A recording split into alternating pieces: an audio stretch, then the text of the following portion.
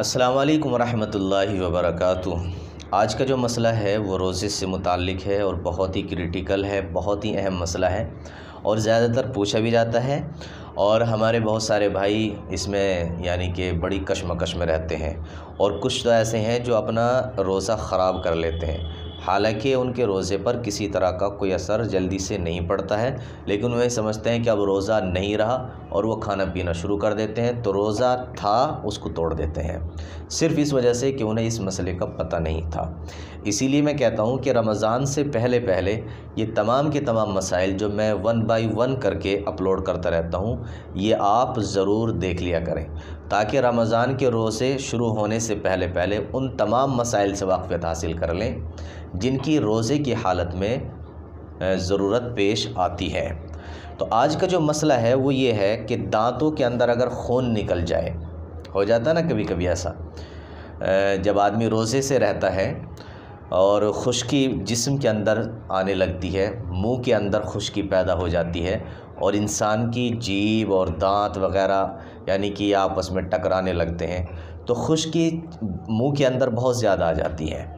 تو اس صورت میں خون کا نکلنا کا امکان زیادہ تر رہتا ہے، مسوڑوں سے، دانتوں سے یا کسی اور حصے سے منہ کے اندر سے خون نکلنا شروع ہو جاتا ہے۔ کبھی کبھی ایسا ہوتا ہے کہ ہلکی سی انگلی لگ جاتی ہے دانت پر تو خون شروع ہو جاتا ہے، کوئی تنکا لگ جاتا ہے، کوئی ایسی چیز لگ جاتی ہے، خون شروع ہو جاتا ہے۔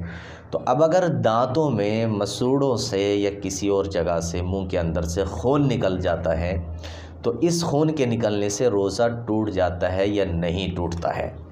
اس مسئلے کو اچھی طرح سے سمجھیں، اس کی 2-3 صورتیں ہیں جس میں کبھی تو روزہ ٹوٹ جاتا ہے اور کبھی روزہ نہیں ٹوٹتا ہے۔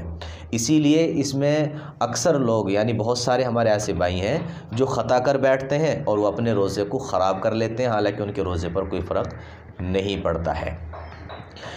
تو دیکھیے، اگر روزے کی حالت میں آپ کے دانت سے، مسوڑے سے یا کسی بھی حصے سے، گال کے اندرونی حصے سے یعنی منہ کے اندر سے اگر خون نکل جاتا ہے تو اب دیکھنا یہ ہے کہ اگر اس خون کو آپ باہر تھوک دیتے ہیں اور پھر کلی وغیرہ کر کے اپنا منہ صاف کر لیتے ہیں اور حلق تک اس کو پہنچنے نہیں دیتے، پھر تو آپ کا روزے پر کوئی فرق نہیں پڑتا، نہ ہی وہ ٹوٹتا ہے، ٹھیک ہے نا۔ لیکن اگر آپ اس کو نگل لیتے ہیں، آپ اندر سٹک لیتے ہیں، تو اب اس صورت میں کیا مسئلہ ہے؟ دیکھیے، اگر خون نکلا آپ کے مسوڑے سے، دانت سے، اور پھر اس کو آپ نے نگل لیا اور سٹک لیا، تو اب دیکھنا یہ ہے کہ خون آپ کو کتنی مقدار میں نکلا ہے، اس کو اچھی طرح سے سمجھیں۔ خون کتنی مقدار میں آپ کو نکلا ہے، زیادہ مقدار میں یا کم مقدار میں؟ اب بات یہ آتی ہے کہ ہم پہچانیں کیسے کہ زیادہ مقدار میں نکلا ہے یا کم مقدار میں؟ تو اس کے پہچاننے کا طریقہ یہ ہے کہ آپ کو خون کا ذائقہ محسوس ہو۔ اگر خون کا ذائقہ محسوس ہو رہا ہے حلق سے نیچے اترتے ہوئے، تو پھر سمجھا جائے گا کہ خون غالب ہے تھوک پر۔ اسی طریقے سے ویسے بھی شیشے میں، آئینے وغیرہ میں دیکھ لیتے ہیں، تو اگر خون تھوک پر غالب آ جائے یعنی کہ تھوک کا رنگ سفید ہوتا ہے، خون کا رنگ لال ہوتا ہے، اگر تھوک اس میں مل جاتا ہے اور خون اور تھوک دونوں مل جاتے ہیں اور یہ لال بن جاتا ہے، تھوک کا رنگ لالی میں بدل جاتا ہے، تو سمجھا جائے گا کہ خون غالب ہے۔ لہٰذا اگر آپ اس تھوک کو خون کے ساتھ میں سٹک لیتے ہیں، نگل لیتے ہیں اور اپنے پیٹ میں لے جاتے ہیں، حلق سے اتار لیتے ہیں، تو آپ کا روزہ ٹوٹ جائے گا۔ تو اگر خون آپ کا زیادہ مقدار میں ہے یعنی تھوک پر غالب آ جاتا ہے، ذائقہ خون کا آپ کے منہ میں محسوس ہونے لگتا ہے، تو پھر آپ کا روزہ ٹوٹ جاتا ہے اگر وہ حلق سے نیچے آپ اس کو اتار لیتے ہیں اور اس کو نگل لیتے ہیں۔ اسی طریقے سے دیکھیے، خون کی جو رنگت ہوتی ہے وہ سفید ہوتی ہے، ریڈ ہوتی ہے، لال کلر کا خون ہوتا ہے، اور تھوک جو ہوتا ہے وہ سفید کلر کا ہوتا ہے۔ اگر آپ کا تھوک سفیدی کو چھوڑ کر لال ہو جاتا ہے تو سمجھا جائے گا کہ آپ کا خون آپ کے تھوک پر غالب آ چکا ہے۔ لہٰذا اگر اس صورتحال میں آپ اپنے تھوک کو نگل لیتے ہیں تو آپ کا روزہ ٹوٹ جائے گا۔ لیکن اگر آپ کا خون معمولی سا ہے اور تھوک کی رنگت بھی نہیں بدلتی ہے اور اس کا ذائقہ بھی آپ کو محسوس نہیں ہو پاتا ہے، یعنی بہت معمولی سا خون نکلا ہے جو دانت وغیرہ پر ہی چپکا ہوا ہے، تو اب اس صورت میں اگر آپ اس تھوک کو، اس خون کے کچھ ذرات کو آپ نگل لیتے ہیں تو اس صورت میں بھی آپ کا روزہ نہیں ٹوٹے گا۔ تو دیکھیے بہتر